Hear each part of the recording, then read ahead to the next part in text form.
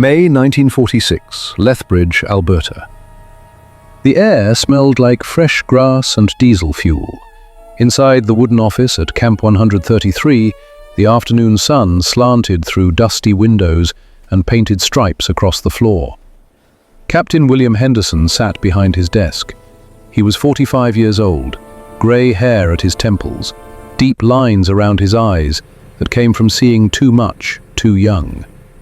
He had fought at the Somme in 1916 when he was 15, lied about his age to enlist, saw things no boy should see.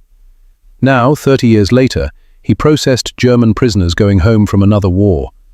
3 boys stood before him in a line. They wore German army uniforms that had faded from dark grey to the colour of old dishwater. The wool hung loose on frames that had once been thinner. Their boots were scuffed and worn, but clean. Each boy kept his eyes down, staring at the wooden floor planks, counting the knots in the wood, anywhere but at the Canadian officer who held their fate in his hands. Henderson looked at the papers spread before him. Transport manifests, orders from Ottawa, directives from London, everything official, everything final. He looked up at the 3 boys. The tallest was 17, blonde hair that fell across his forehead, hands rough and calloused from 6 months of farm work. The middle boy was 16, dark brown hair, serious brown eyes that seemed older than they should be. The smallest was also 16, red hair, freckles scattered across his nose like someone had flicked paint across a canvas. His hands shook slightly at his sides. Henderson cleared his throat. Schroeder, Reinhardt, he said, reading from his list. He spoke slowly so they could understand his English. Zimmermann, Ewald, Wagner, Dieter. The boys looked up. Your transport to Halifax leaves in 3 days, June 15th. From there, you sail to Britain, then home to Germany. The words hung in the air between them like smoke. Reinhard Schroeder raised his head. His blue eyes were steady. When he spoke, his English was broken but clear enough. We want to stay in Canada. Henderson blinked. He set down his pen. In 2 years of running this camp, he had seen many things. Prisoners who refused to eat, prisoners who tried to escape, prisoners who fought each other over nothing more than a stolen cigarette or an insult about Hitler. But this was new. This was impossible. Please, sir, Reinhard continued, we do not go back. Ewald Zimmermann stepped forward. He held a folder of papers against his chest like a shield. Sir, I have university papers from Saskatchewan. I study here. Engineering. In Germany, there is nothing. The 3rd boy, Dieter Wagner, said nothing. He looked like he might cry. His hand reached up and touched his throat, then dropped back to his side. Henderson leaned back in his chair. The wood creaked. Outside, he could hear the sounds of the camp.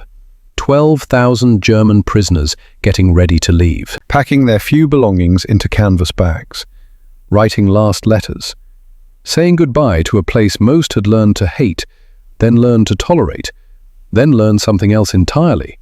This moment was stranger than most people could imagine. To understand how impossible this scene was, you need to know what the world looked like in May 1946. Exactly 1 year earlier, Germany had surrendered. The Third Reich was dead. Adolf Hitler had killed himself in his bunker in Berlin, while Soviet shells rained down on the city above. The war that killed 60 million people was finally over, but Europe was destroyed. Germany was split into 4 pieces, carved up like a Christmas turkey, controlled by America, Britain, France, and the Soviet Union. Each occupying power ruled their sector with iron authority. Berlin was a field of rubble. Hamburg was ruins. Dresden was ash. Munich was broken stones and shattered glass. Cologne's cathedral still stood, but everything around it was flattened. Millions of people wandered the roads with no homes to return to.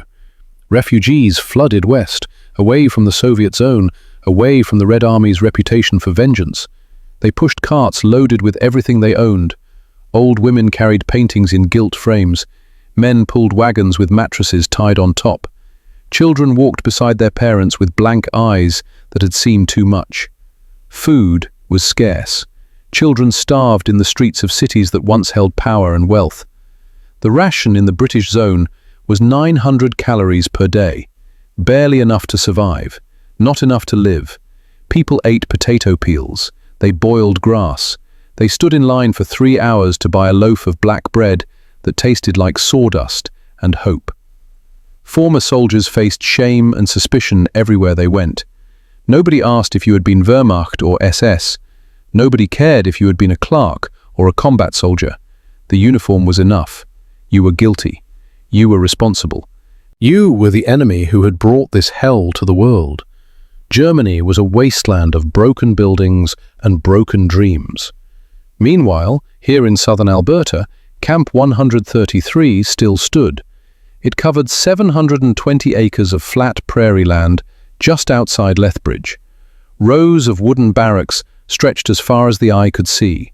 Each building was identical: tar paper roof, wood plank walls painted military green, small windows that let in light but not much air.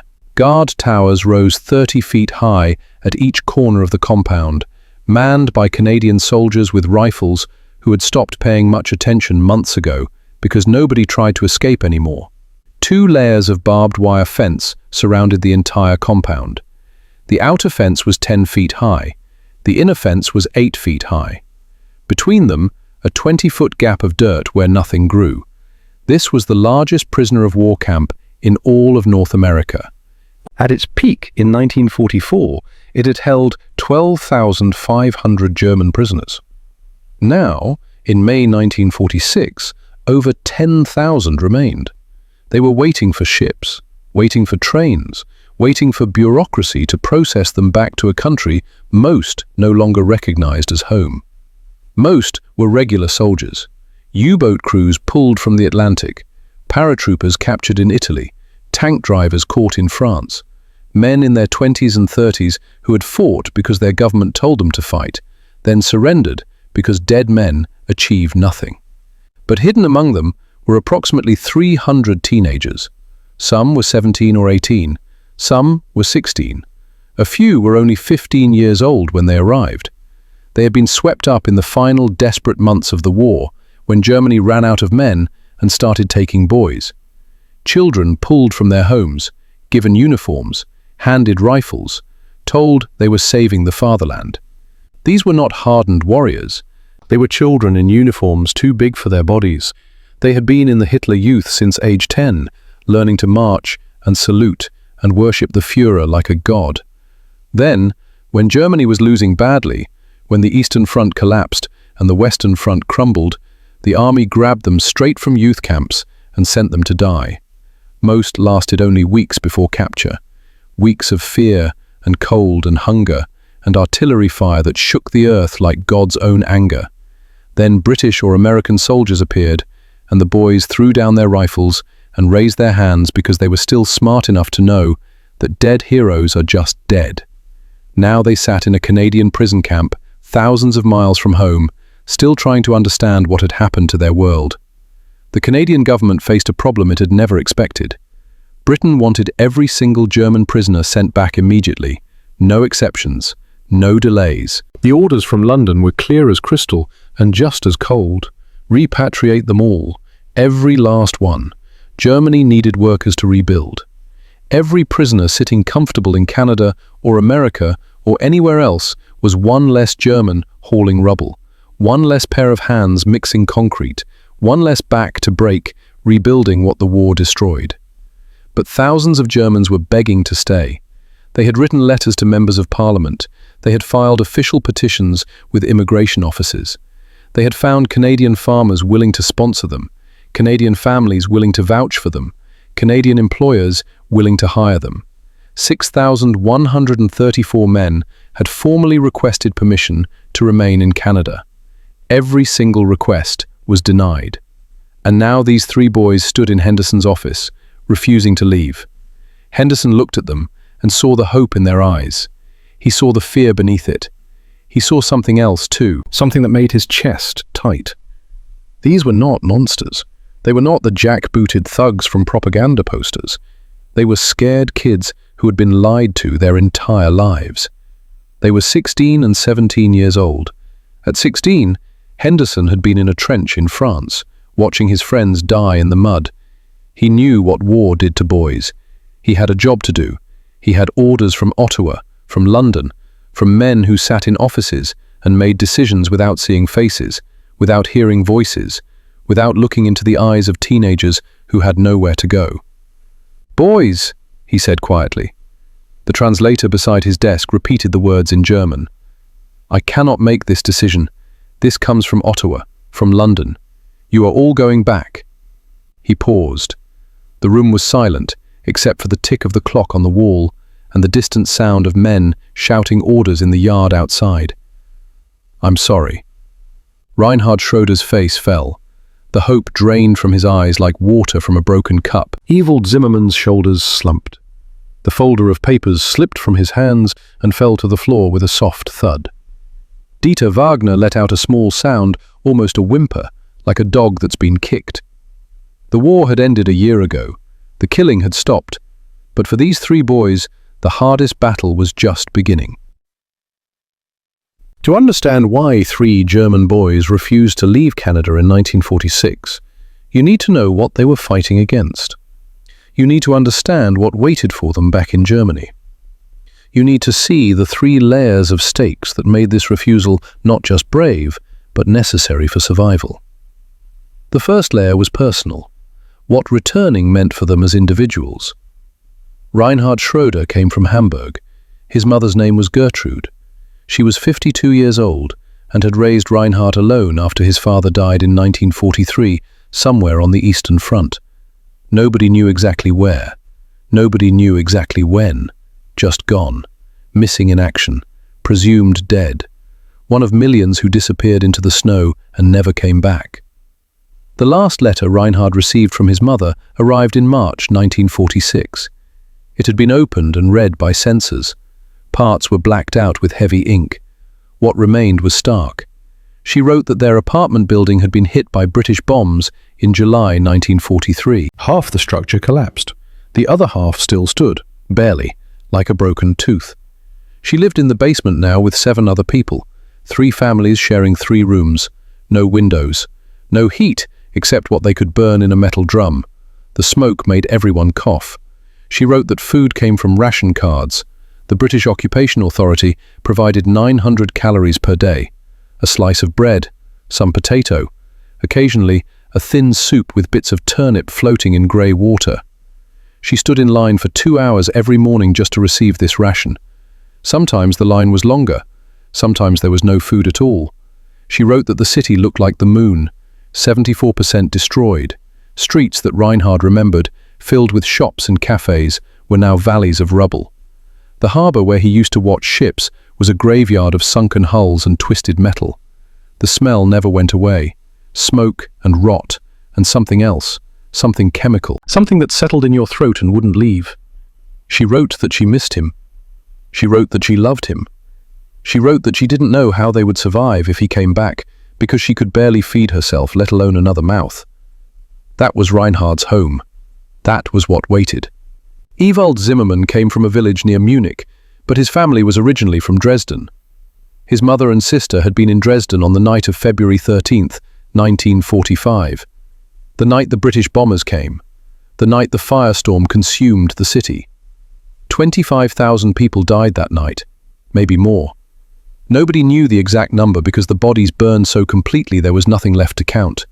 Just ash. Just the echo of screaming that survivors swore they could still hear if they closed their eyes.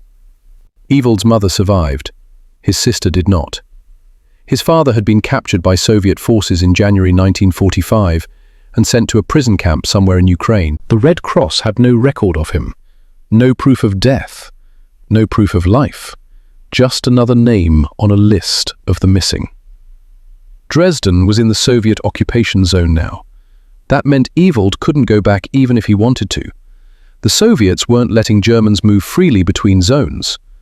His mother had written him one letter in September 1945. It reached him in November. She said she was trying to get to the British zone.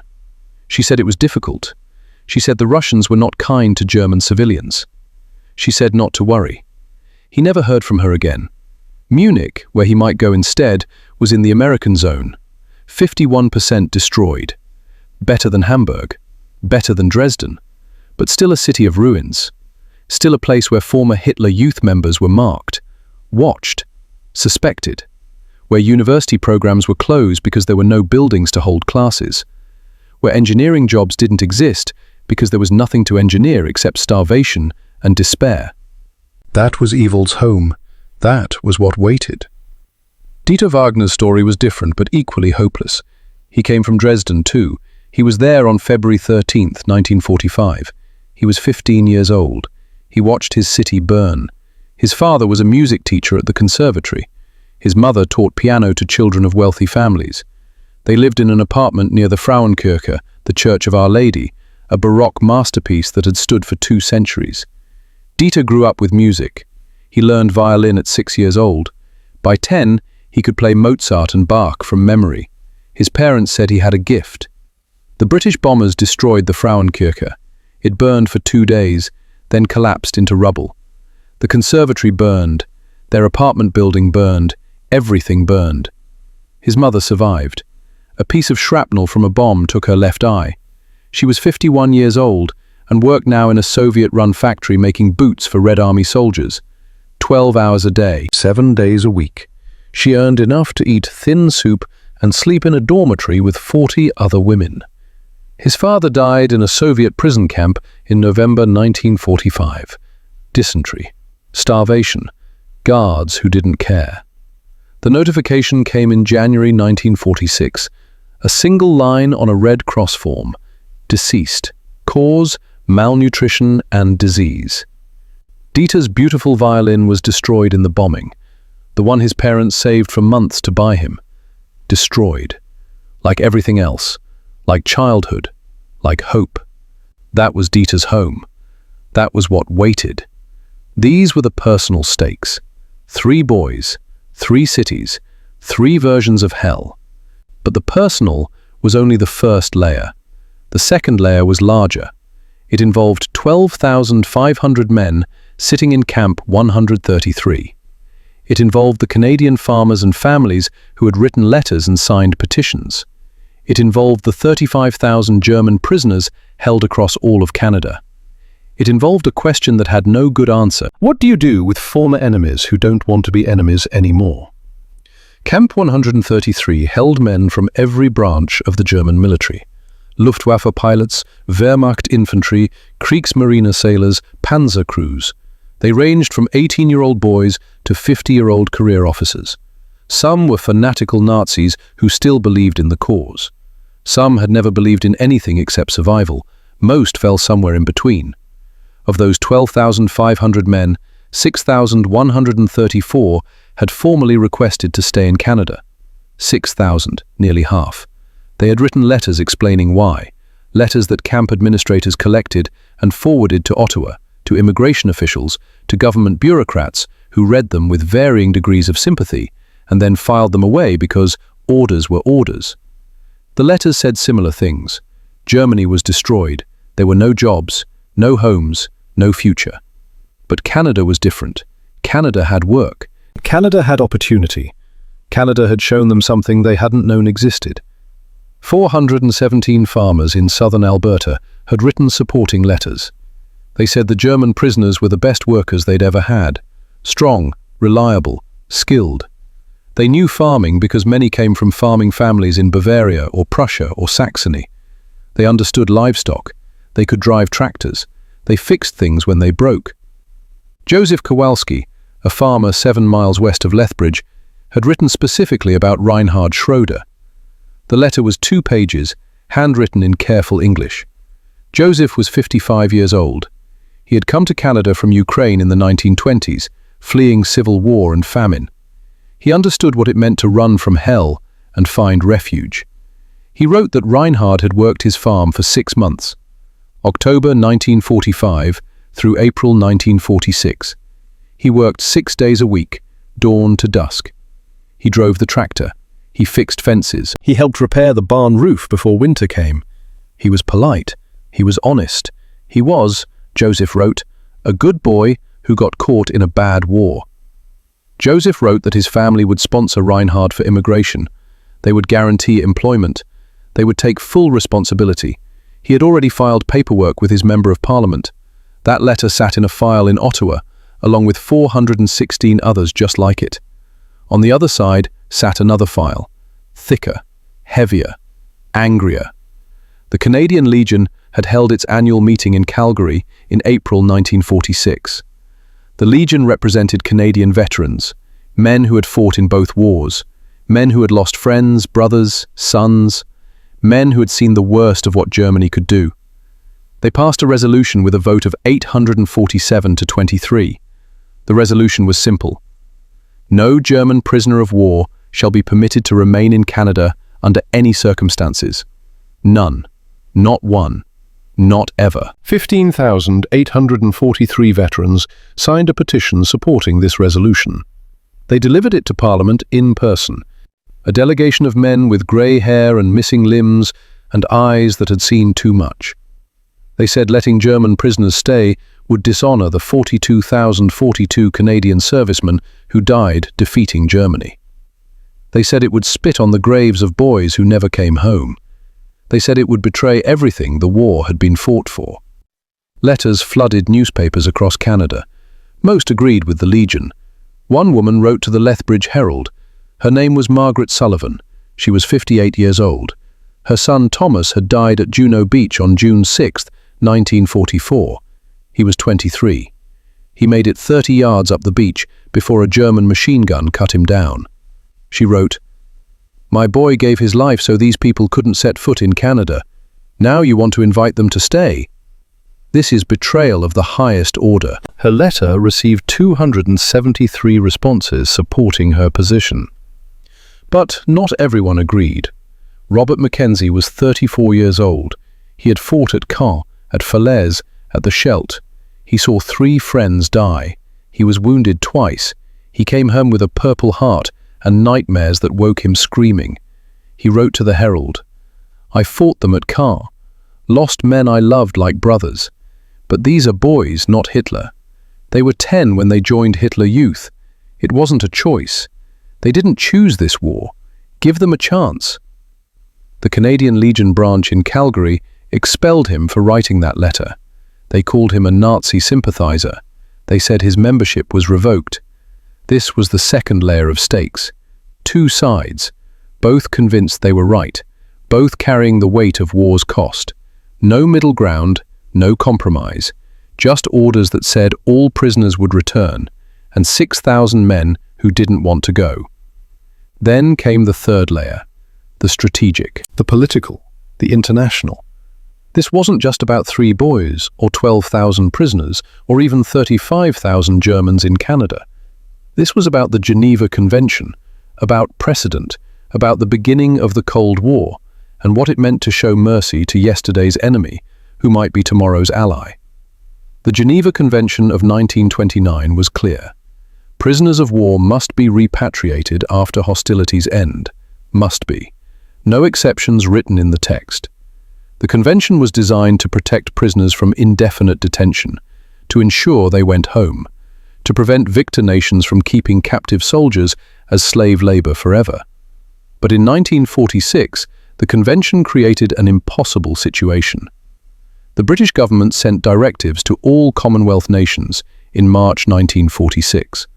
The language was unambiguous. All German prisoners in British, Canadian, Australian, South African, and New Zealand custody must be returned by August 31st, 1946. No exceptions regardless of local sentiment. The rationale was simple mathematics. Germany needed 2.1 million workers to begin reconstruction. The Allied powers held approximately 1.8 million German prisoners worldwide.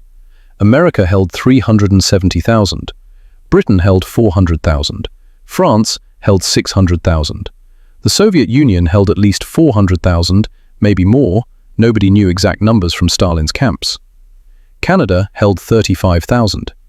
Every prisoner living comfortably abroad was one less German hauling rubble in Hamburg, one less man mixing concrete in Munich, one less pair of hands rebuilding what the bombs destroyed. Britain needed Germany rebuilt, not for charity, for strategic necessity. The Soviet Union was already the new enemy. Churchill had given his Iron Curtain speech in Missouri in March 1946. The Cold War was beginning, even as the Hot War's ashes still smoldered. West Germany needed to become a functioning state, a buffer against Soviet expansion, an ally in the coming struggle. That meant workers, millions of them. That meant repatriation, all of them. But there was another consideration nobody said out loud, but everyone understood. Precedent. If Canada kept 6,000 German prisoners, what would happen? America held 370,000. Would they face similar requests? Would American farmers write letters? Would 50,000 German prisoners in Iowa and Texas and California decide they'd rather stay than return to ruins? Britain held 400,000 prisoners. Would they rebel if they saw Canada grant exceptions? Would they refuse to board ships? Would the whole system collapse? The men making these decisions sat in offices in London and Ottawa. They looked at maps and numbers and diplomatic considerations. They weighed options and made choices. They chose order over mercy, law over compassion, precedent over individual circumstances. On June 5, 1946, a telegram arrived from London. It was marked urgent. It was addressed to the Canadian Prime Minister.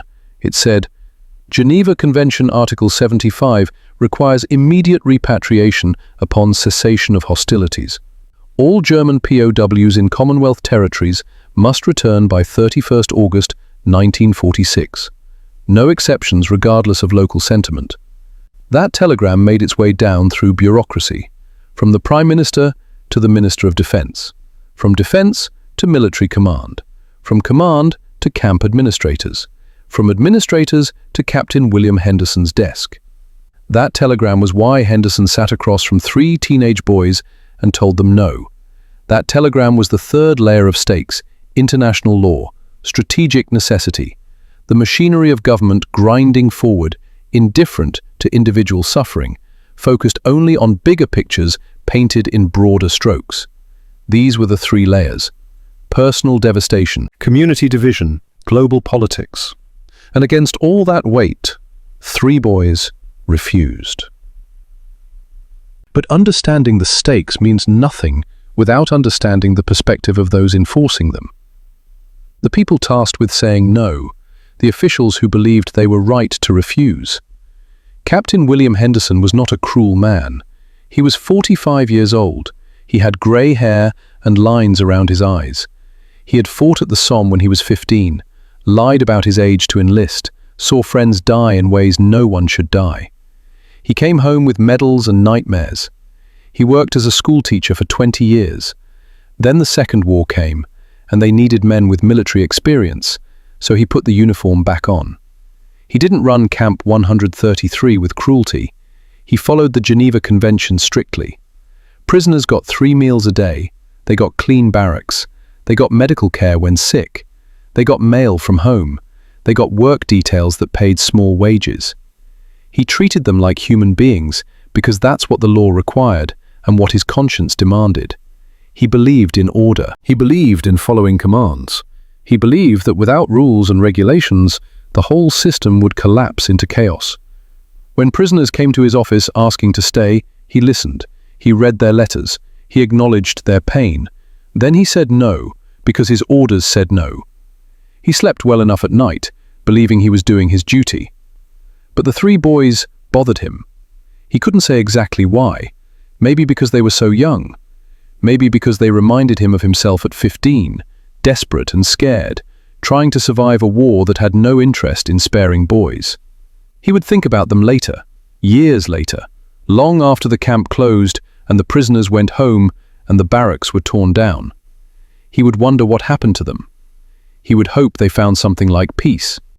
Lieutenant Colonel James MacLeod commanded Camp 133. He was 52 years old, tall, grey hair, thick moustache. He had joined the Canadian Army in 1914 and fought through the entire First World War. He stayed in after armistice, made it his career. He ran the camp with efficiency and fairness. 12,500 prisoners, 300 Canadian guards, minimal incidents, no escapes. By military standards, a success. He submitted a report to Ottawa in April 1946, The report noted that 187 prisoners had secured employment sponsors from local farmers. Work performance, excellent. Farmer testimonials described them as the best workers they'd ever had. He requested consideration for immigration exceptions. Ottawa responded. Request denied. London insists on full repatriation. MacLeod accepted this. He was a military man. Orders were orders. But privately, to Henderson over coffee, he admitted it seemed wasteful. Here were men willing to work, wanting to contribute, and Canada needed workers desperately. The post-war economy was booming. Labour was scarce. Immigration could help, but orders were orders. They would return, all of them. Across the Atlantic, in London, men in the Foreign Office and War Office made decisions based on information MacLeod would never see. A classified memo dated March 18, 1946, laid out the rationale clearly. Germany requires estimated 2.1 million workers for reconstruction. Current POW population abroad, 1.8 million. Every POW comfortable in Allied custody equals one fewer German rebuilding infrastructure. Strategic imperative, immediate return. Geneva Convention compliance essential. Precedent risk. If Canada retains 6,000, US and UK face similar demands from estimated 770,000 prisoners. System failure probable. Recommendation: enforce full repatriation, no exceptions. The memo was signed by 3 senior officials. They never met any prisoners. They never visited camps. They looked at numbers and made choices. One junior clerk in the Foreign Office wrote a dissenting memo. It was never officially filed. It was found decades later in archived papers. The clerk wrote, "These individuals were indoctrinated as children. Canadian re-education program demonstrably successful. Forcing return of rehabilitated youth may undermine future Allied-German relations. Suggest case-by-case evaluation." A senior official scrawled a response in red ink. Sentiment noted. Decision stands. Law is law. That was the British perspective. Legal, strategic, cold. But there was another British voice worth noting. Major Peter Thornton had been a prisoner of war himself. German Stalag, 1940 to 1945. 5 years behind wire. He was repatriated in May 1945, skeletal and sick, but alive. He wrote a letter to the Times in April 1946 after reading about the Canadian situation. He wrote, "I spent 5 years in German captivity. I was treated according to Geneva Convention standards most of the time. Sometimes better, sometimes worse. The guards were men doing their jobs, some cruel, some kind, mostly indifferent. War makes everyone a prisoner of circumstance. These boys asking to stay in Canada are not the same men who guarded me. They're children who got caught in the machine. Send them back if law requires, but don't pretend it's justice." The Times published his letter on page 7. 3 people wrote responses. 2 disagreed. 1 agreed. Then the conversation moved on because there were newer crises, fresher wounds, more immediate concerns. The Canadian perspective was split along predictable lines. Veterans largely opposed, farmers largely supported. Politicians tried to please both sides and pleased neither. The media published editorials on both sides. The public remained divided. The government chose the path of least resistance. Follow London's orders, enforce the law, send them all back, promise nothing, hope the situation resolved itself quietly. This was 30% of the story. The voices of those who said no. The machinery of government turning. The perspective that saw 3 boys as numbers in a system, problems to be processed, anomalies to be corrected. Understanding this perspective doesn't make it right, but it shows it wasn't simply cruelty. It was bureaucracy. It was law. It was men following orders they believed served a greater good. Right or wrong, this was the wall the 3 boys faced. Immovable, indifferent, absolute. Now you need to understand how 3 teenage boys ended up standing in Henderson's office in the first place. You need to go back to where this started, to the Hitler Youth, to the lies that shaped them, to the war that broke them, to the journey that brought them here. The story begins in different cities, but the pattern is the same. Reinhard Schroeder was 10 years old in 1938 when the Hitler Youth came to his school in Hamburg. They weren't asking, they were telling. Every German boy had to join, not a choice, a requirement, the law. Your parents couldn't refuse, you couldn't refuse. The entire nation's children would be molded into perfect soldiers for the Führer. Reinhard remembered the day. October, cold morning. The man wore a brown uniform with a red armband, swastika in a white circle. He stood at the front of the classroom while the teacher sat silent. The man said, "You are the future of Germany. You will be strong. You will be loyal. You will serve the fatherland." The next Saturday, Reinhard put on his new uniform. Brown shirt, black shorts, red armband matching the man's. He felt proud because everyone told him he should feel proud.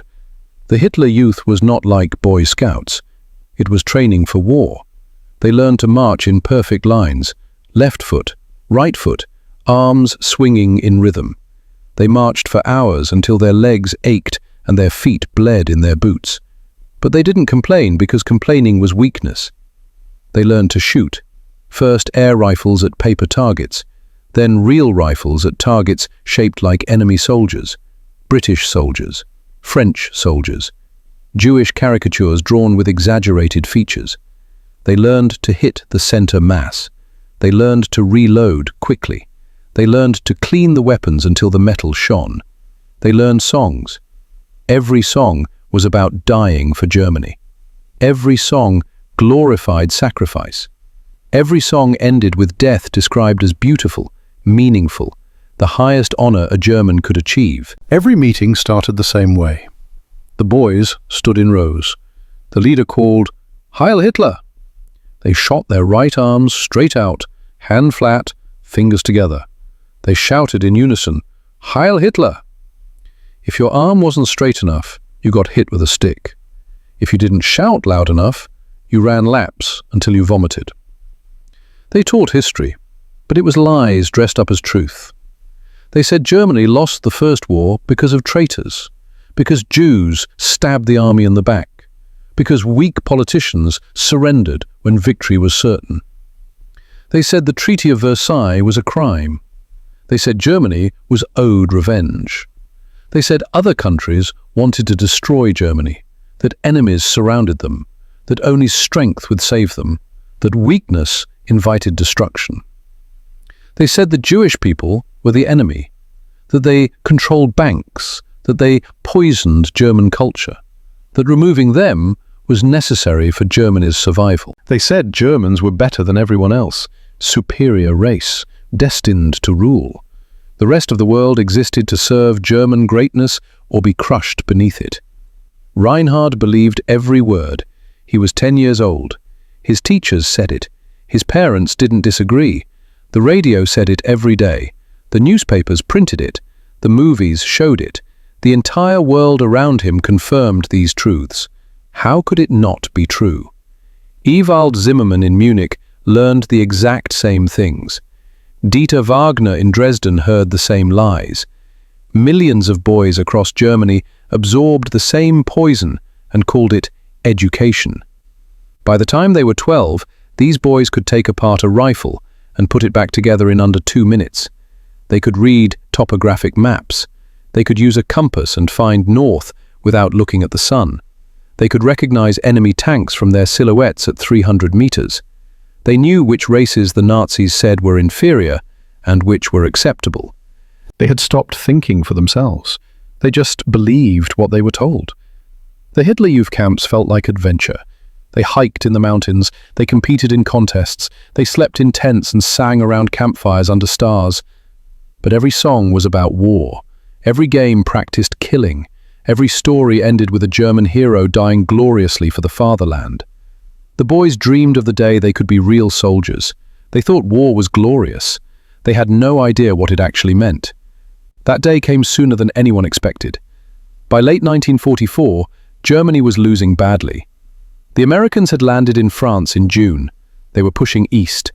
The Russians were pushing from the other direction, crushing German armies with numerical superiority and rage born from years of German atrocities.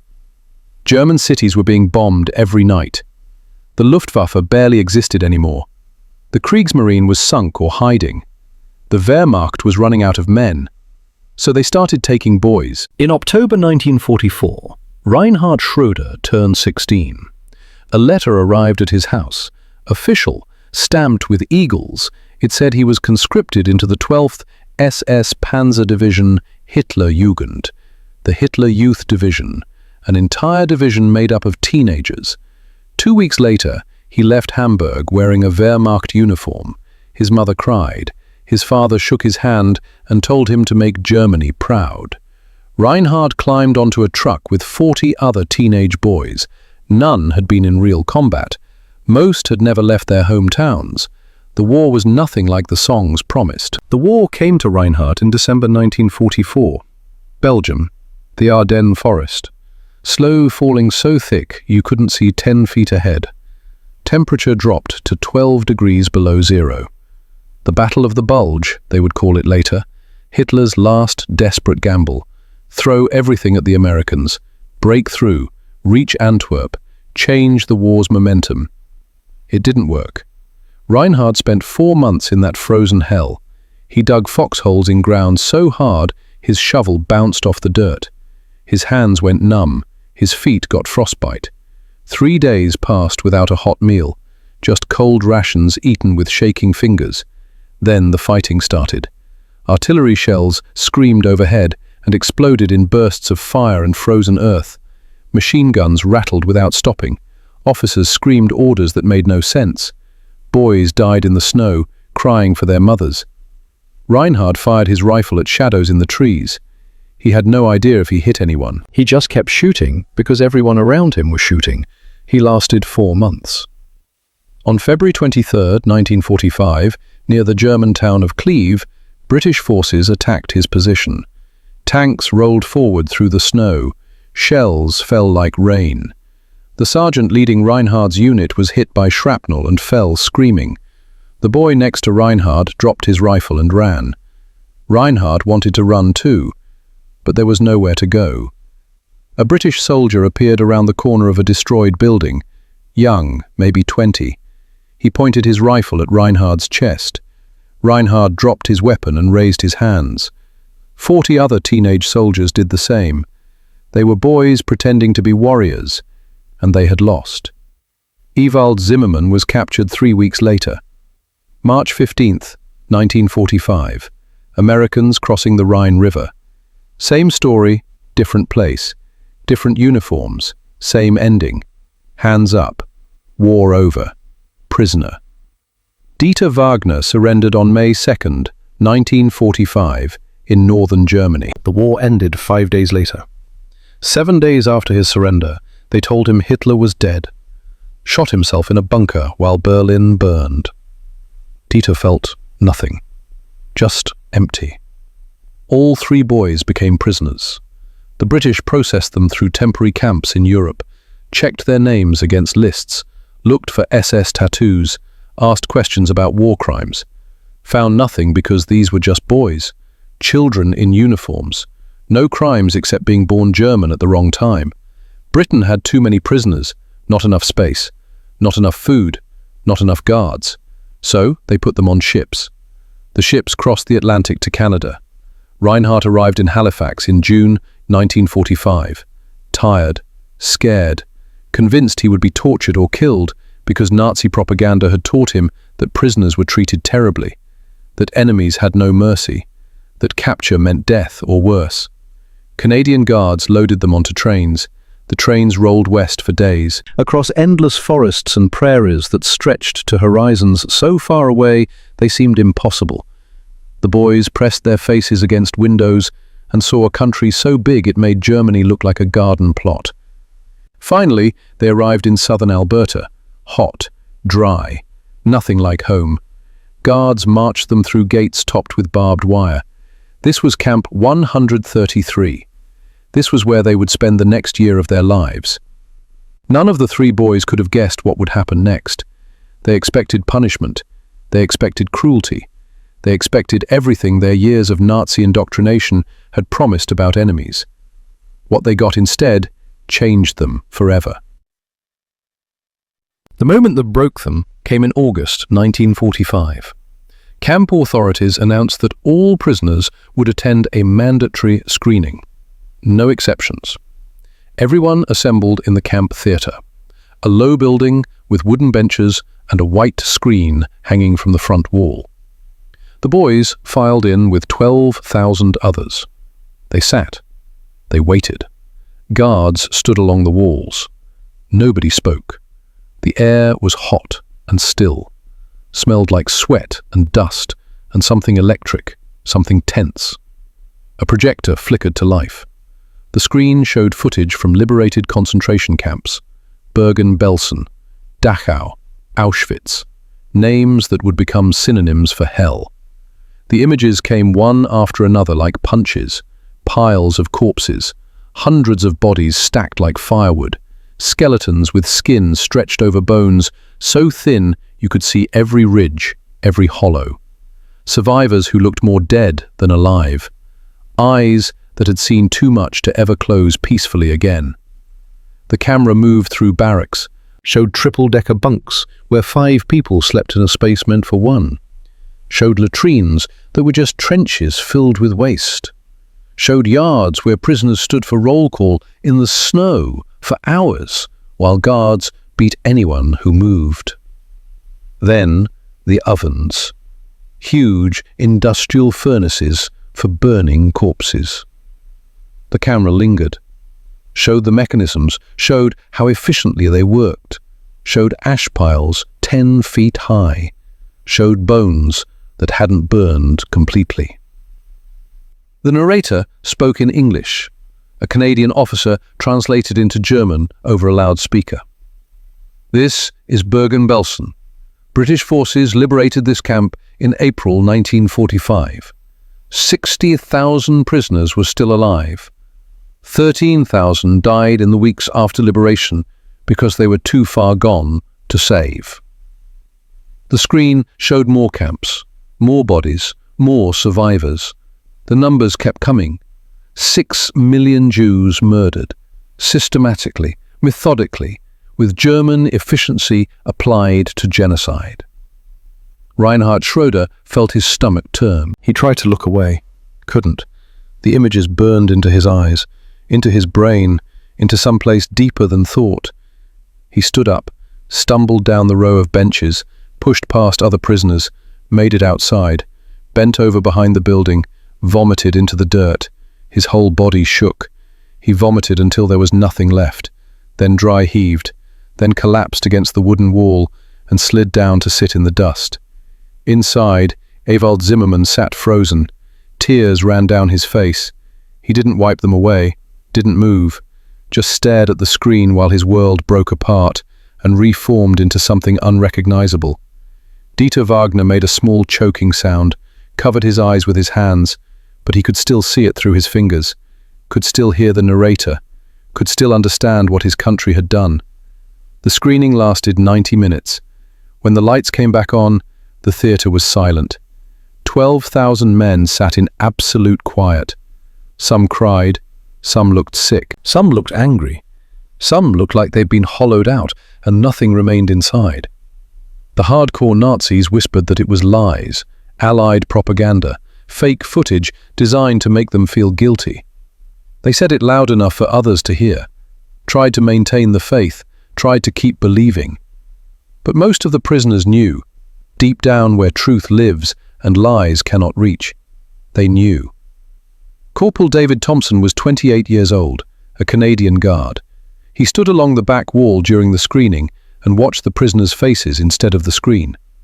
He'd already seen this footage, multiple times, didn't need to see it again. That night, he wrote in his journal. The entry was later found in archives. August 12, 1945. Showed the camp's footage today. Watched the Germans watch. Many cried. Some shouted it was lies, but even they looked shaken.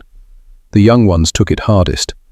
Saw one boy run outside, heard him getting sick. Another just sat frozen with tears streaming. They're processing something that breaks their whole world. Everything they believed, everything they were taught, all of it built on mountains of corpses. You could see it happening in their eyes, something breaking, something dying, maybe something being born too, but born in pain. That night, Reinhard Schroeder went back to his barracks, climbed onto his bunk, reached into his boot where he'd hidden a small photograph. Adolf Hitler. Stern face, hard eyes. The man they'd worshipped, the man they'd died for, the man who promised glory and delivered ash. Reinhard stared at that photograph for a long time, remembered being 10 years old, shouting, "Heil Hitler!" with all the faith a child could hold. Remembered believing every word. Remembered thinking he was saving the world. He tore the photograph into pieces, small pieces, tiny fragments, kept tearing until nothing remained but confetti. Then he walked to the garbage bin and threw it away. Ewald Zimmermann stopped giving the Nazi salute. He'd been doing it automatically when talking to older German prisoners. Habit, conditioning, 8 years of reflex. He stopped. Dieter Wagner had asked about his Hitler Youth dagger every week since arriving. They'd confiscated it during processing. It had his name engraved on it, a prize for being excellent in training. He wanted it back. He stopped asking. All 3 boys felt the same crushing emptiness. If everything they'd believed was false, what was true? If the heroes were monsters, what did that make them? If the great cause was genocide, what were they? They were not heroes. They were not soldiers. They were children who had been lied to, used, manipulated, made into accessories to evil. The shame was overwhelming, but beneath the shame was something else, something unexpected. Relief. Relief that they'd been captured.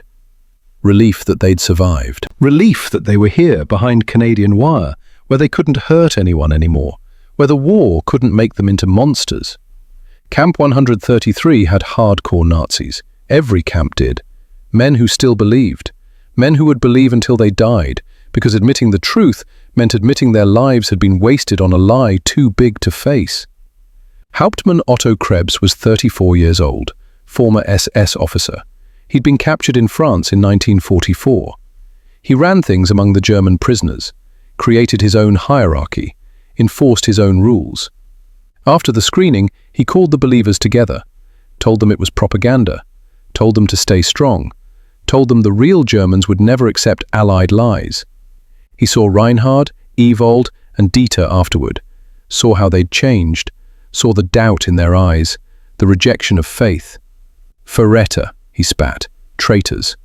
He told them real Germans would be proud to return home and rebuild the fatherland. Staying in an enemy country was shameful, cowardly, treasonous. Other prisoners heard. 2 men had been murdered at different camps for betraying Germany. Everyone knew those stories. The threat was clear. But the 3 boys didn't care anymore. You can only threaten someone who has something to lose. They'd already lost everything. Their country was ash. Their beliefs were lies. Their futures were void. What else could anyone take from them? October 1945. Camp authorities announced that low-risk prisoners could work outside the camp. Local farmers needed help with harvest. The government would pay prisoners 20 cents per day. It wasn't much, but it was payment. Recognition that their work had value, that they were something more than enemies behind wire. Reinhard volunteered immediately. Anything to get outside the barbed wire, even for a few hours, even to work until his back ached and his hands bled. They assigned him to Joseph Kowalski's farm, 7 miles west of Lethbridge. A truck dropped Reinhard at the farm gate on a cold October morning. The sun was just coming up. The sky was that particular shade of pink that only happens at dawn on the prairie. Frost covered the grass. His breath made clouds in the air. Joseph Kowalski walked out to meet him. 55 years old, thick arms, weathered face, hands that had worked soil for decades. He wore overalls and a flannel shirt, boots covered in mud. He looked Reinhard up and down, saw a 17-year-old boy in a faded German uniform, thin, uncertain, eyes that had seen too much. Joseph smiled. "You are just a boy," he said in accented English. "Come, we eat first." He turned and walked toward the farmhouse. Reinhard followed, uncertain. The kitchen smelled like fresh bread and coffee. Real coffee, not the ersatz substitute they got in camp. The smell alone made Reinhard's mouth water. Anna Kowalski stood at the stove. She was a small woman with grey hair pulled back in a bun. She wore an apron over a simple dress. When she turned and saw the German uniform, she froze. For a moment, nobody moved. Then Anna pulled out a chair at the kitchen table. "Sit," she said. Her English was better than Joseph's. "You must be hungry." They gave him eggs, real eggs fried in butter, thick slices of bread with jam, a glass of cold milk. More food than he'd seen in 6 months. Reinhard ate slowly, waited for them to take it away, for the trick to be revealed, for the punishment to begin. It never came. When he finished, Joseph handed him a cup of coffee and explained the day's work. No yelling, no threats, just simple instructions delivered like one farmer to another. Reinhard worked that farm 6 days a week, through fall and into winter. October, November, December, January, February, March, April. He drove the tractor through fields that stretched to horizons so wide they made him dizzy. He fixed fences, digging post holes in frozen ground until his shoulders screamed. He helped Joseph repair the barn roof before the first snow came. They worked side by side in cold wind that cut through their jackets. Every day at noon, Anna made lunch, sandwiches, soup, sometimes stew with vegetables and chunks of beef. Every day they ate together at the family table. Anna, Joseph, their daughter Margaret, and Reinhard. Like he belonged there, like he was family. Margaret was 14 years old, dark braids, bright eyes. She was curious about everything. She'd never met a German before, never met anyone who'd been in the war. She practiced her school English with Reinhard, taught him new words, corrected his pronunciation gently when he made mistakes, laughed when he got confused by idioms that made no sense. "It's raining cats and dogs," she said one afternoon, looking out at a downpour. Reinhard looked at her in confusion. "But I see water, no cats, no dogs." She laughed, not mean, just delighted. "It's an expression. It means it's raining hard." "English is strange language," Reinhard said. "German is strange too," Margaret countered. "You have words that are 3 words stuck together." They became friends, careful friends, across the distance of age and history and war, but friends nonetheless. At the end of each day, Joseph paid him 4 Canadian coins that added up to 20 cents. It was almost nothing, but it meant everything. Joseph was paying him like a worker, not treating him like property, not treating him like a prisoner, like a person whose labor had value, whose effort deserved recognition. One day in December, after they'd finished work and were walking back to the house, Joseph stopped, turned to Reinhard, spoke quietly. "You are just a boy. This war was not your fault. You were a child when they lied to you." Reinhard tried to speak, couldn't. His throat closed, his eyes burned. Joseph put a hand on his shoulder, squeezed once, then walked toward the house. Reinhard stood in the December cold until he could breathe again. That night, back in his barracks, he lay in his bunk and cried for the first time since capture. Not from despair, from something else. Something he didn't have words for in German or English. Something that felt like hope. Ewald Zimmermann found his transformation in a different place. November 1945, camp authorities announced that prisoners could take university classes by mail. The University of Saskatchewan would provide textbooks and grade assignments. Prisoners could study engineering, mathematics, languages, anything they wanted. Ewald signed up immediately. Before the war, he dreamed of becoming an engineer. His father had been a mechanic in Munich. Ewald grew up watching him fix things, learned to love the logic of machines, the way parts fit together, the satisfaction of making something broken work again. The Hitler Youth had channeled that love into weapons maintenance, tank mechanics, artillery repair, military applications. But the underlying fascination remained. Now he could study properly. They gave him real textbooks, heavy books with hundreds of pages about physics and mathematics and engineering principles. The camp set aside a heated room for studying. Tables, chairs, decent light. Ewald spent every free hour there, worked through equations, drew diagrams, taught himself things he'd never learned in school because school had stopped teaching real subjects after 1933 and started teaching Nazi ideology instead. His first exam came back in January 1946. He opened the envelope with shaking hands. 92%. At the top, the professor had written in neat handwriting, "Excellent work. You demonstrate real aptitude. Keep going." Ewald stared at those words for 10 minutes, read them over and over. Someone believed in him. Someone thought he had a future worth developing. Someone saw past the uniform and the accent and the fact that he'd fought for the wrong side. Saw potential instead of just guilt. In Germany, former Hitler youth soldiers had no future. The stigma followed them everywhere.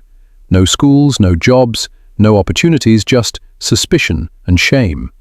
Here, a professor at a Canadian university was encouraging him, grading his work fairly, treating him like a student, like a human being who could still become something.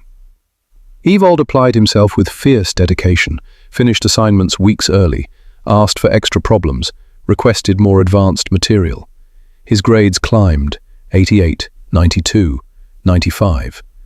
A letter arrived from a factory owner in Lethbridge. He'd heard about the university program.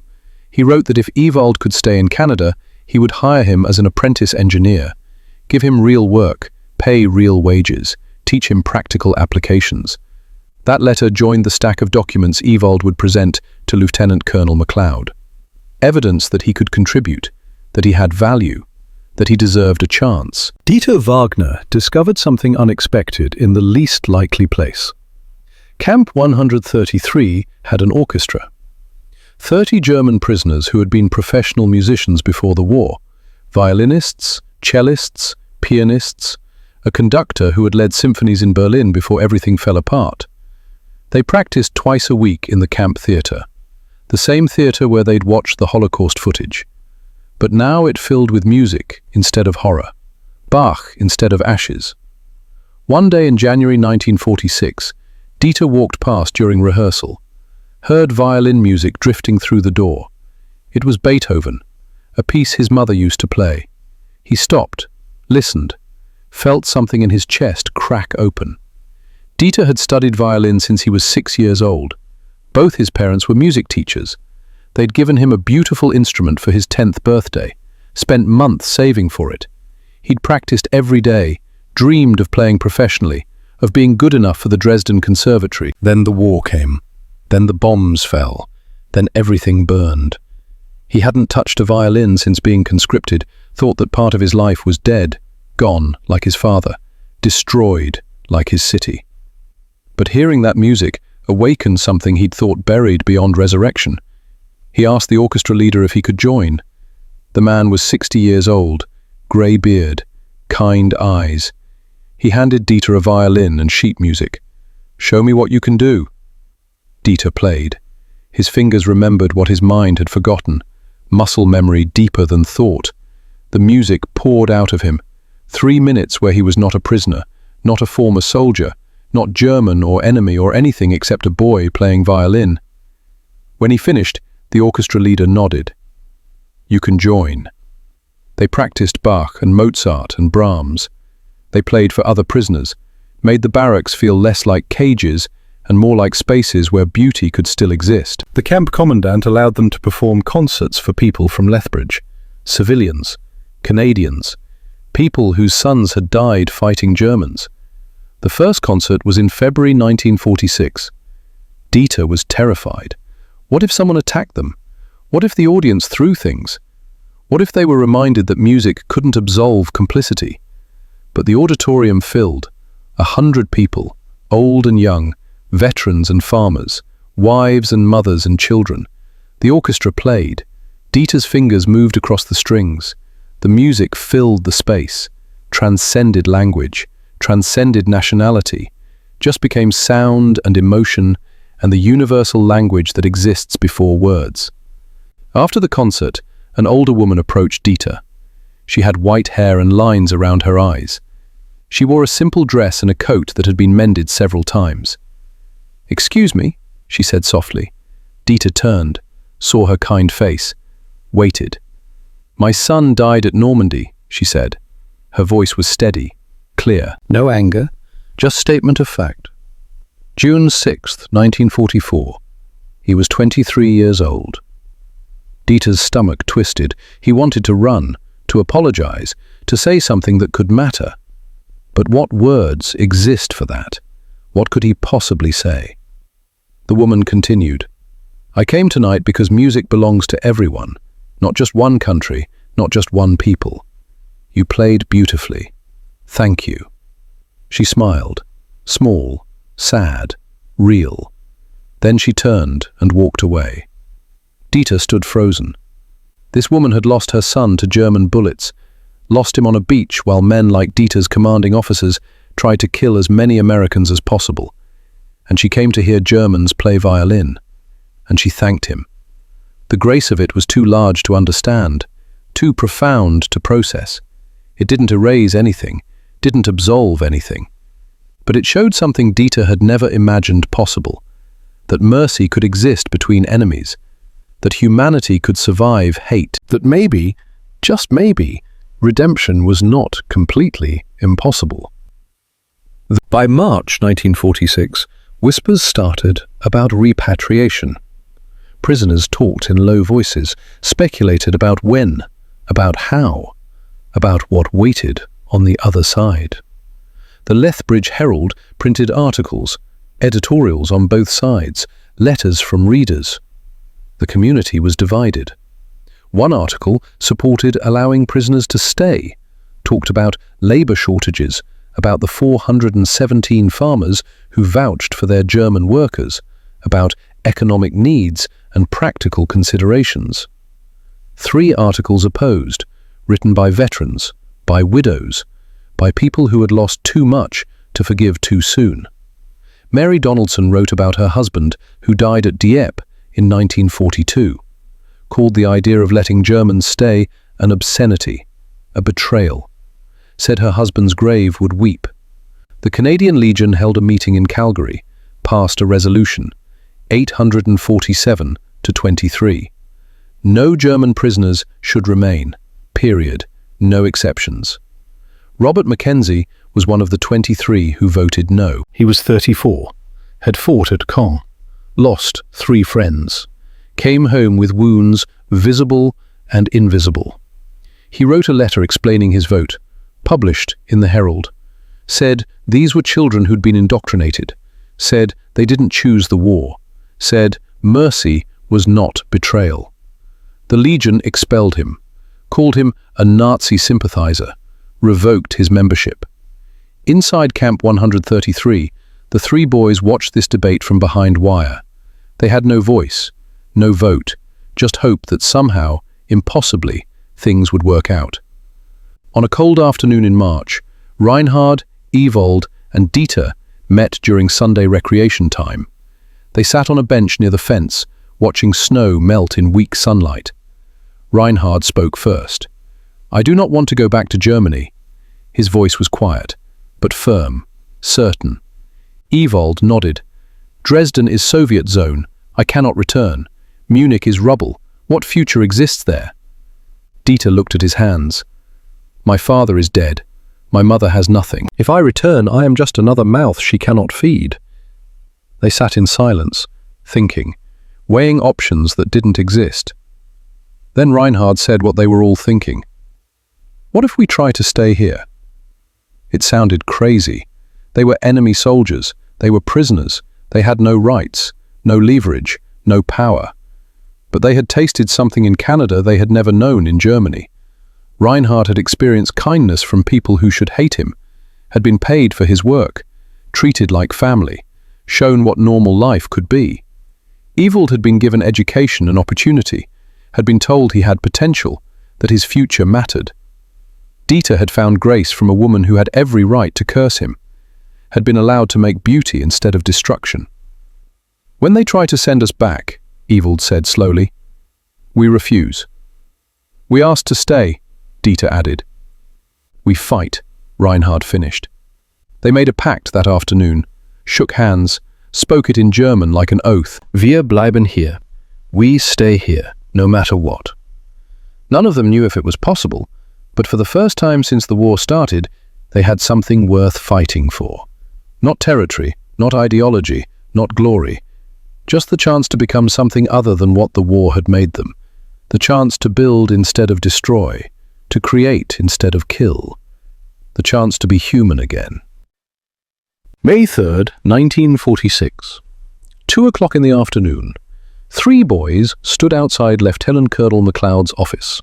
Reinhard held Joseph Kowalski's letter folded in his hand. The paper was worn soft from being read and reread. Ewald clutched his university transcripts against his chest. Dieter carried a single sheet, signed by the Lethbridge Symphony conductor. These were their weapons, paper and ink, evidence that they had value, that they deserved a chance.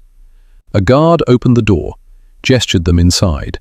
MacLeod sat behind his desk, 52 years old, grey hair, thick moustache, eyes that had seen too much war to be surprised by anything. A translator stood beside him, a young corporal who spoke fluent German. The boys entered, stood in a line, waited. MacLeod looked at them, saw what Henderson had seen.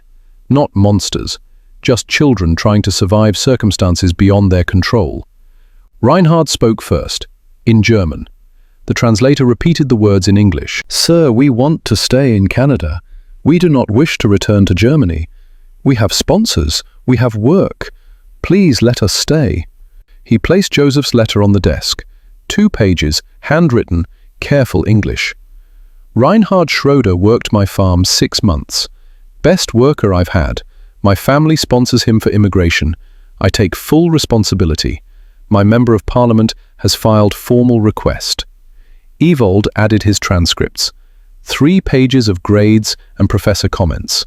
Mathematics, 88. Physics, 92. Engineering principles, 95. Professor Hutchinson had written, Mr. Zimmerman shows exceptional promise.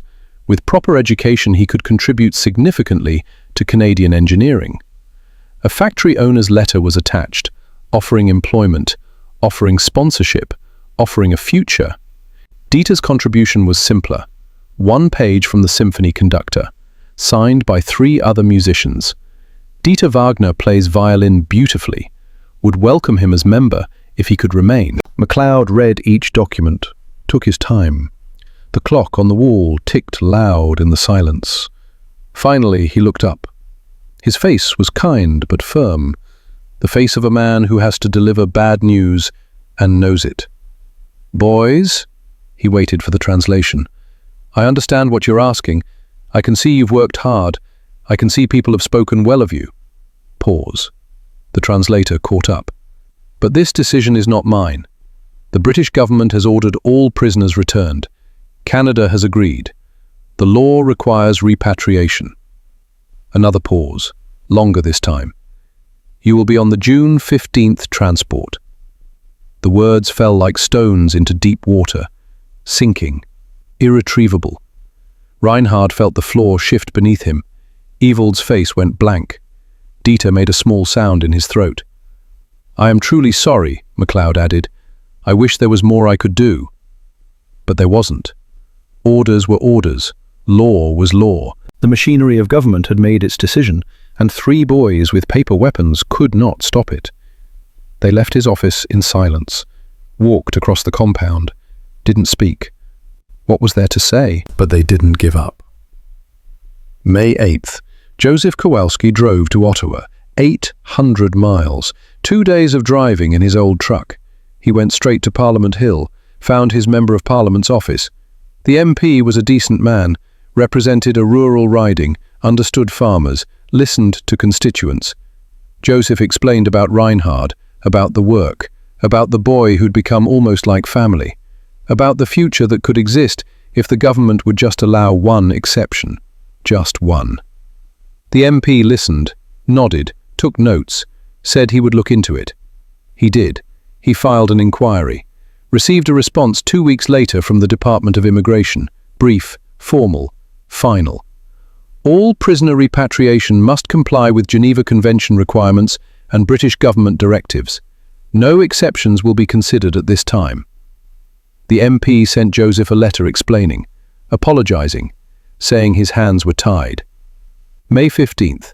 417 farmers across southern Alberta signed a petition. They brought it to Lethbridge, delivered it to the local MP's office.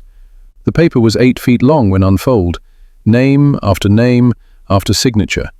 Each farmer vouched for specific prisoners, listed their names, described their work, offered employment and sponsorship. The petition travelled to Ottawa, was read, was noted, was filed away. May 22nd. The Canadian Legion delivered their counter-petition, 15,843 signatures, from veterans across Canada, from men who had fought, from families who had lost sons. Their message was simple and absolute. No German prisoners should remain, not one, not ever. The weight of numbers favoured them. The weight of sacrifice favoured them. The weight of political calculation favoured them.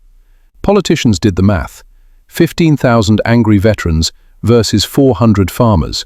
The choice was easy. May 28th. Joseph came to Camp 133 one final time. Regulations didn't allow civilians inside the compound. He stood outside the fence. Barbed wire between him and the boy who'd worked his farm for 6 months. Reinhardt walked across the yard. Other prisoners watched. Guards watched. Everyone knew what this was. Goodbye. Joseph reached his hand through the wire. Thick fingers, calloused palms, a working man's hands. Reinhardt gripped them, felt the strength, the warmth, the human connection that had shown him what kindness looked like. "You worked hard for me," Joseph said, his English slow, deliberate, making sure Reinhardt understood every word. "You are a good boy. Not your fault what happened." Pause. The prairie wind blew dust across the compound. "When things get better, you come back. We sponsor you. You have a home here." Reinhardt tried to speak. His throat closed. Tears ran down his face. He nodded, squeezed Joseph's hand once more, then let go, turned, walked away before he completely broke down. Joseph stood at the fence watching until Reinhardt disappeared into a barracks. Then he got in his truck and drove home. Anna asked how it went. He shook his head, couldn't find words. That night at dinner, Margaret asked if Reinhardt would be okay. "I don't know," Joseph said. "I hope so. I pray so." June 8th, 1946. 2 o'clock in the afternoon. MacLeod called the 3 boys back to his office. They came with a flicker of hope. Maybe things had changed. Maybe the petitions worked. Maybe impossible happened. MacLeod's face told them everything before he spoke. Final answer from Ottawa. Wait for translation. All prisoners will be repatriated as scheduled. No exceptions. Pause. Let it sink in. You 3 will board transport June 15th to Halifax. From there, ship to Britain, then Germany. Longer pause. He saw their faces, saw hope die. "I am truly sorry, boys. I wish there was more I could do." Reinhardt felt like someone had punched his chest, couldn't breathe properly, grabbed the edge of MacLeod's desk to stay standing. Evold stared straight ahead, face blank, processing, accepting, dying inside. Dieter made a small choking sound, covered his mouth with his hand, turned and left the office. Reinhardt and Evold followed. They walked to their barracks, didn't speak. What words existed for this? What could be said that would matter? The night of June 13th, 3 days before departure. The barracks were quiet. Men packed their few belongings into canvas bags, wrote last letters, said quiet goodbyes. Dieter took out his violin, the one the orchestra had lent him. He'd have to return it tomorrow. This was his last night. He played a German folk song. His mother had taught it to him when he was 6, before the war, before everything broke. A simple melody about spring and flowers and hope. The music filled the barracks, slow, mournful. Beautiful in the way that sad things can be beautiful when they're true. Every prisoner stopped what they were doing, listened. Some had tears in their eyes. Some just stared at nothing. Some closed their eyes and remembered home before it became ruins. Dieter played for 20 minutes, poured everything into it, all the grief, all the fear, all the impossible hope that somehow this would end differently. When he finished, the barracks stayed silent. Then, slowly, men went back to packing, back to preparing, back to accepting the inevitable. June 15th, 1946, 6 in the morning. Dawn broke clear and cold over Camp 133. Guards called morning roll call, then called names from a list. Schroeder, Reinhard, Zimmermann, Ewald, Wagner, Dieter. 300 names total, all scheduled for this transport, the first of many. 10,000 men would leave over the next 2 months, back to Germany, back to whatever waited there. The boys lined up with their bags, canvas sacks containing everything they owned, a change of clothes, a few letters, small things, nothing valuable, nothing that mattered. Guards marched them to waiting trucks, army trucks with canvas covers. They climbed in, sat on wooden benches. The trucks started, engines coughing to life, then rolling forward, through the gates, past the barbed wire, out onto the prairie road. Reinhard looked back, saw the camp shrinking behind them, saw the guard towers, saw the place where he'd learned what kindness meant, saw it disappear. The trucks drove to Lethbridge train station. A long train waited, old passenger cars with wooden seats. Guards directed prisoners into the cars, 50 men to each one. Reinhard, Ewald and Dieter stayed together, found seats near a window, pressed their faces against the glass as the train pulled away. Lethbridge disappeared, the farm where Reinhard had worked, the university where Ewald had studied, the theatre where Dieter had played, all of it sliding past, going, gone. The train rolled east for 4 days, across the endless prairie, through wheat fields turning gold in early summer sun, past small towns with grain elevators rising like cathedrals, through forests so thick the darkness between trees looked solid. This was Canada, the country they'd learned to love, passing by outside the window, 1 mile at a time, each mile taking them further from the only place that had ever felt like home. Most prisoners talked about return, about seeing families, about rebuilding, about the future. They convinced themselves it would be okay, that Germany would recover, that life would normalize. Reinhard, Ewald, and Dieter stayed quiet. They knew better. They'd seen the letters, read about the destruction, understood what waited. 4 days. The train crossed a continent, arrived in Halifax on June 19th. Guards marched them onto a ship, the RMS Mauritania, a huge ocean liner converted to carry troops and prisoners. They went below deck, into sleeping areas packed with bunks stacked 3 high. The air smelled like oil and salt water and too many men in too small a space. The ship's engines rumbled, deep vibrations that shook the steel walls, then movement, slow at first, then steady, pulling away from the dock, out into the harbour, into the Atlantic. The crossing took 6 days, grey water under grey sky, waves that rolled endlessly toward horizons that never got closer. The ship rose and fell, rose and fell. The rhythm of it became background to everything.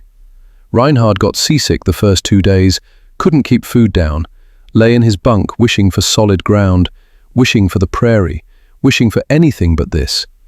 Ewald spent hours on deck when they were allowed up, watched waves, thought about what waited in Germany, tried to prepare himself. Couldn't. Dieter found a quiet corner below deck, read his engineering textbook one more time, memorized equations he'd never use, clung to knowledge like a life raft in a storm. June 27th. The ship reached Britain, Portsmouth.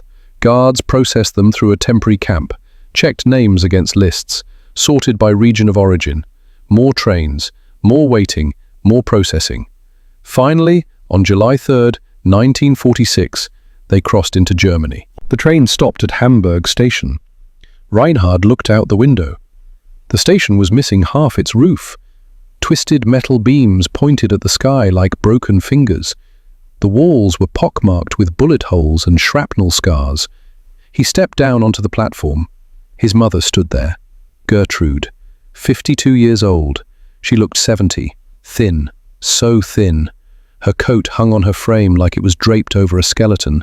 Her face was all angles and shadows. She saw him. Her eyes widened. She moved forward. They embraced. She felt like bones wrapped in cloth, fragile, breakable. He was afraid to squeeze too hard. "Reinhard," she whispered, "you're home." He looked past her. At Hamburg, the city he'd grown up in no longer existed. 74% destroyed. Entire neighborhoods were just flat spaces filled with rubble. Brick dust covered everything. Buildings stood like broken teeth, walls remaining but nothing inside except air and ashes. They walked through streets Reinhard remembered. The bakery where his mother bought bread was gone. The school where he'd learned to read was a pile of stones. The park where he'd played as a child was a crater filled with stagnant water. People moved through the ruins like ghosts, thin, exhausted, eyes empty. They pushed carts loaded with salvaged items. They dug through rubble, looking for anything useful. They stood in lines that stretched for blocks, waiting for ration distributions that never provided enough. His mother lived in a basement, part of a building that still stood, barely. 7 people shared 3 rooms, no windows, no heat except what they could burn in a metal drum. The smoke made everyone cough. That night, Reinhard lay on a thin mattress on a concrete floor. Above him, through gaps in the floor joists, he could see the stars. The building was so damaged that the roof didn't really exist anymore. He thought about Joseph's farm, the warm kitchen, Hannah's cooking, Margaret's laugh, the clean barracks at Camp 133, the feeling of being valued, being safe. He closed his eyes and promised himself this was temporary. Somehow, impossibly, he would find a way back. Ewald reached Munich to discover he couldn't get to Dresden. The Soviet zone was closed. Germans couldn't travel freely between occupation zones. His mother might be in Dresden, might be somewhere else. He had no way to know. He ended up in a refugee camp on the edge of Munich. A field of tents, 20 people per tent, lines for everything, food, water, the latrine that was just a trench in the ground. He showed someone his University of Saskatchewan certificates. The man laughed. "Mathematics? Engineering? Nobody needs that. We need bread. We need roofs. We need miracles." Ewald folded the certificates back into his bag. They'd meant everything in Canada. Here they were worthless paper. Dieter reached Dresden. The city was gone. Not damaged, not destroyed. Gone. Erased. 75% of the structures had been obliterated by the firebombing of February 1945. Block after block of ruins. The famous Frauenkirche was a pile of stones. The conservatory where his father taught was ash. The apartment where he grew up was a vacant lot. His mother lived in a building that still had 3 walls. The 4th wall was missing. They'd hung blankets to keep out wind and rain. Didn't work well. She was 51, but looked ancient. One eye gone, covered with a patch. She worked 12 hours a day in a Soviet-run factory making boots. Earned enough to buy thin soup and sleep in a dormitory. She embraced Dieter when he arrived, held him, cried. "Your father died," she said. "Soviet prison camp, November 1945. Dieter already knew. The Red Cross had sent notification, but hearing her say it made it real in a different way. That night, he asked if she still had his violin, the beautiful one they'd given him for his 10th birthday. She shook her head. It burned. Everything burned. He nodded, expected that, but it still hurt. 1946 became 1947. Months passed like prison sentences. Reinhard cleared rubble in Hamburg for 2 Deutsche Marks per day, enough to buy 1 loaf of black bread. He was always hungry. Ewald couldn't find work. Former Hitler youth were marked, watched. Nobody wanted to hire them. He lived in the refugee camp and slowly went hollow inside. Dieter tried to work, tried to function, couldn't. Started drinking whatever he could find, cheap schnapps, industrial alcohol mixed with water. Anything to stop thinking, stop remembering, stop comparing what he'd had in Canada to what he'd lost. 1947 became 1948, and then something changed. In April 1948, the Canadian government quietly announced a policy shift. Immigration Minister Paul Martin issued a directive. Former German prisoners of war could apply for Canadian immigration through standard channels. There were requirements: Canadian sponsor, employment verification, medical clearance, $500 deposit. But it was possible. The door had opened. The rationale was simple. Canada needed workers. 500,000 workers to support post-war economic expansion. Former prisoners had demonstrated work ethic and successful rehabilitation. They'd been processed, vetted, known quantities. And the Cold War was beginning. West Germany was becoming an ally. Showing mercy to former prisoners was good politics. Proof that democracy worked, that redemption was possible. About 1,100 former prisoners eventually applied. About 1,000 were accepted. In Hamburg, Reinhard heard about the policy change in June 1948. He applied immediately, filled out every form, collected every document. Joseph Kowalski sent an affidavit, promise of employment, promise of housing, taking full responsibility. Joseph also sent $300, a fortune, probably took him months to save. The letter said, "For your deposit and travel. Come home, son." Reinhard cried when he read it, applied for immigration, waited. March 1949, the approval letter arrived. Simple, official, beautiful. Application accepted. Report to Hamburg port for transport. Reinhard was 20 years old. He packed his few belongings, said goodbye to his mother, promised to send money when he could, promised to sponsor her if possible, promised to remember. She held him, whispered, "Be good, be happy, live." He boarded a ship in April 1949, crossed the Atlantic again, this time as an immigrant, not a prisoner, this time heading towards something, instead of away from it. The train from Halifax to Lethbridge took 4 days. He watched the prairie roll past and felt something he hadn't felt in 3 years. Joy. The train stopped in Lethbridge. Reinhard stepped down onto the platform, looked around. Joseph Kowalski stood there, older, greyer, but the same kind eyes, the same strong hands. Joseph smiled, walked forward, held out his hand. Reinhard shook it. Joseph pulled him into a hug. "Welcome home, son." 1950. Ewald heard about the immigration policy, applied, had to wait for his paperwork, had to find a sponsor. The Lethbridge factory owner who'd written the letter in 1946 still remembered him, sent a new letter, sent deposit money, sent hope. May 1951. Approval came. Ewald was 21 years old. He left Germany without looking back. Nothing remained there for him. No family he could reach, no future he could imagine. Just ghosts and rubble and memories he wanted to forget. He arrived in Canada in June 1951, went to Lethbridge, worked at the factory for a year, saved money, applied to University of Alberta in Edmonton, got accepted, finished his engineering degree in 1955, top of his class, married a Canadian girl named Linda Morrison, had 3 children, built bridges across Alberta and Saskatchewan, became the person he dreamed of being before the war destroyed dreams. In 1961, he became a Canadian citizen, took the oath seriously, meant every word. But Dieter never applied. He stayed in Dresden, stayed in the Soviet zone, couldn't find the energy to try, couldn't find the will to hope. He drank to forget, drank to sleep, drank to stop seeing the comparison between what Canada had offered and what Germany had become. He never played violin again, couldn't bear to. Music reminded him of everything he'd lost. His mother tried to help. Couldn't. Watched her son disappear into alcohol and despair and self-destruction. May 1958. Dieter Wagner died. Liver failure. He was 28 years old. Before he died, he told his sister something she never forgot. "The happiest I ever was," he whispered, "was playing violin in Canada.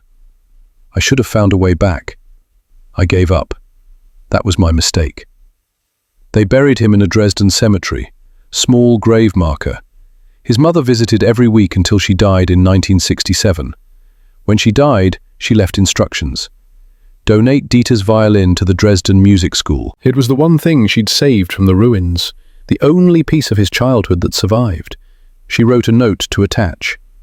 "This belonged to my son, who found beauty in Canada but could not find his way back. May another child make music with it." Spring 1967, 21 years after repatriation. Reinhard Schroeder was 38 years old, owned a farm, 1,200 acres of good land, married to Dorothy Mackenzie, daughter of a neighboring farmer, 4 children, Sarah, Thomas, Michael, Emma. Canadian citizen since 1956, member of the community, known as a fair man, good neighbor, hard worker. Ewald Zimmermann was 37, civil engineer, had designed 7 bridges, married to Linda Morrison, 3 children, Robert, Patricia, James, respected professional, member of the Rotary Club, occasionally spoke at schools about his experiences when students asked, talked about the importance of second chances. That spring, Reinhard and Ewald drove to Lethbridge together, wanted to see where Camp 133 had been, the place that changed their lives. The camp was gone, demolished in 1947. The land returned to prairie, just grass and sky like it had been before the war. But there was a small monument, grey granite stone, erected in 1965. Words carved into it. On this site, 1943 to 1946, 12,500 German prisoners of war were held. They were treated with dignity according to international law. Some chose to return to Canada and became citizens. They stood reading it, 2 middle-aged men, successfully integrated into Canadian society, living proof that transformation was possible. A truck pulled up on the road. An old man stepped out, William Henderson, 66 years old, retired, grey hair, deep lines, but the same eyes. He walked toward them, stopped, recognized them after a moment. "Schroeder? Zimmermann?" His voice uncertain. "I remember you. There was a third." Reinhard spoke quietly. "Dieter Wagner. He didn't make it back. He died in 1958. Silence. Henderson's eyes watered. "I had to refuse your request," Henderson said. "I had orders. I've thought about you 3 many times over the years. Wondered what happened." Ewald responded, "You did what the law required, sir. We understand that now." Reinhard added, "But you gave us something more important than permission to stay.